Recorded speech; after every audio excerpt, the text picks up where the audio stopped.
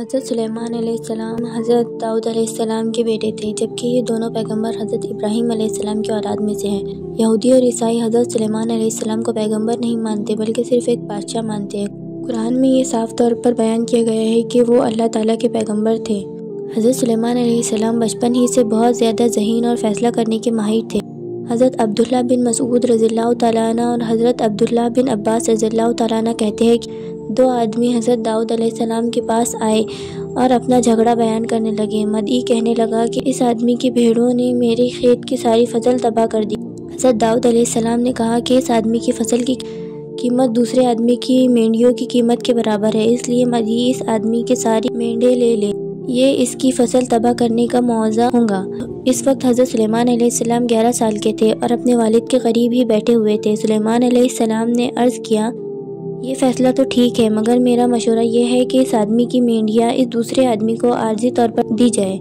یہ آدمی ان کے دودھ اور عدن استعمال کرے، اس دوران میں دوسرا آدمی اس کے کھیت میں کام کرے یہاں تک کہ فصل پہلے کی طرح ہو جائے، پھر اس وقت کھیت کے مالک کو کھیت دے دیا جائے اور مینڈیوں کے مالک کو مینڈیاں واپس دے دی جائے۔ حضرت داؤد علیہ السلام اپنے بیٹے کے اس مدبرانہ فیصلے سے بہت خوش ہوئے۔ امام بغوی کہتے ہیں کہ حضرت داؤد علیہ السلام کی جب موت ہوئی تو اس وقت سلیمان علیہ السلام کی عمر 13 سال تھی۔ اللہ تعالیٰ نے حضرت داؤد علیہ السلام کی سلطنت اور نبوت دونوں حضرت سلیمان علیہ السلام کو عطا کر دی۔ پھر حضرت سلیمان علیہ السلام نے 40 سال تک حکومت کی اور اپنے حکومت کے چوتھے سال بیت المقدس کو تعمیر کرنا شروع کیا۔ اللہ تعالیٰ نے حضرت سلیمان علیہ السلام کو بھی بہت ساری غیر معمولی فضائل سے نوازا، جس میں کچھ ہم یہاں بیان کریں گے۔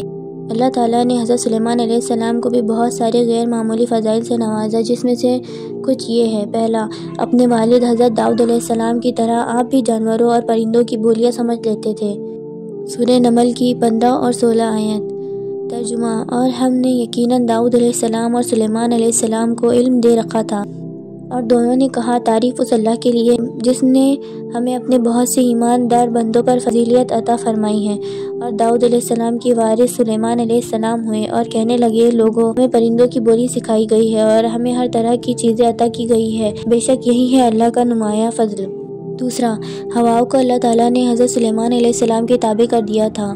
سورہ نبا کی آیت نمبر 81۔ ترجمہ، ہم نے تند و نیز ہوا کو سلیمان علیہ السلام کے تابع کر دیا، جو اس کے فرمان کے مطابق اس زمین کی طرف چلتی جہاں ہم نے برکت دی رکھی ہے۔ ترجمہ، ہم نے ہواؤں کو ان کے قبضے میں دیا تھا اور وہ انہی کے حکم سے چلتی تھی، بڑی نرمی کے ساتھ، اور جہاں چاہتے تھے اس کو پہنچا دیتے تھے۔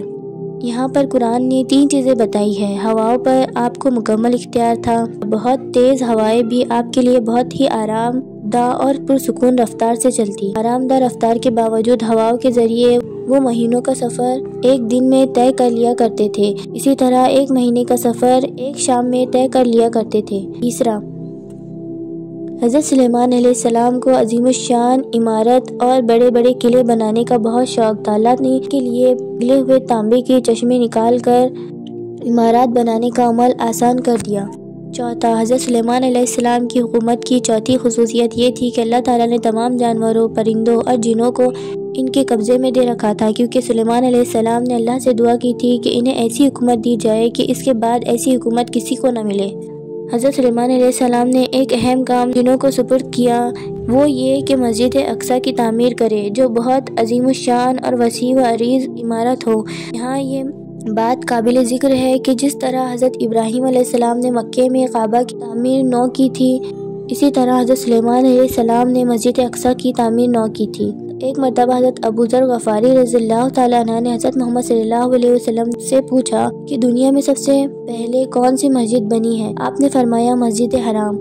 حضرت ابو ذر رضی اللہ تعالیٰ عنہ نے پوچھا وہ کون سی مسجد اس کے بعد تعمیر ہوئی؟ آپ نے کہا مسجد اقصی۔ ابو ذر غفاری رضی اللہ تعالیٰ عنہ نے پوچھا دونوں کے درمیان کتنے وقت کا فاصلہ ہے؟ آپ نے کہا 40 سال۔ پانچواں، ایک مرتبہ حضرت سلیمان علیہ السلام نے چوٹیوں کی بات چیت سنی جس کا ذکر دلچسپی سے خالی نہ ہوگا۔ سورۃ نمل آیت نمبر 17-19۔ ترجمہ، اور ایک مرتبہ سلیمان علیہ السلام کے سامنے ان کے تمام لشکر جو جنات، انسان اور پرند پر مشتمل تھے جمع کیے گئے، ہر قسم کی الگ الگ درجہ بندی کر دی گئی۔ جب وہ چوٹیوں کے میدان میں پہنچے تو ایک چوٹی نے کہا، اے چوٹیوں، اپنے اپنے گھروں میں گھس جاؤ، یہاں ایسا نہ ہو کہ بخیرے میں سلیمان علیہ السلام اور اس کا لشکر تمہیں رونڈ ڈالے۔ اس کی بات سے حضرت سلیمان علیہ السلام مسکرا کر ہنس دیے اور دعا کرنے لگے کہ اے پروردگار، تو مجھے توفیق دے کہ میں تیری ان نعمتوں کا شکر بجا لاؤں جو تو نے مجھ پر انعام کی ہے، اور میرے ماں باپ پر، اور میں ایسے نیک اعمال کرتا رہوں جن سے تو خوش رہے، مگر اپنی رحمت سے نیک بندوں میں شامل کر لے۔ ان آیات میں اللہ تعالیٰ نے حضرت سلیمان علیہ السلام کے معجزوں کو بیان کیا ہے کہ سوچنے کہ وہ ایک انتہائی چھوٹی مخلوق چونٹی کی آواز کو بھی بہت دور سے سن اور سمجھ سکتے تھے۔ اس معجزات سے ہمارا ایمان اور قوی ہوتا ہے۔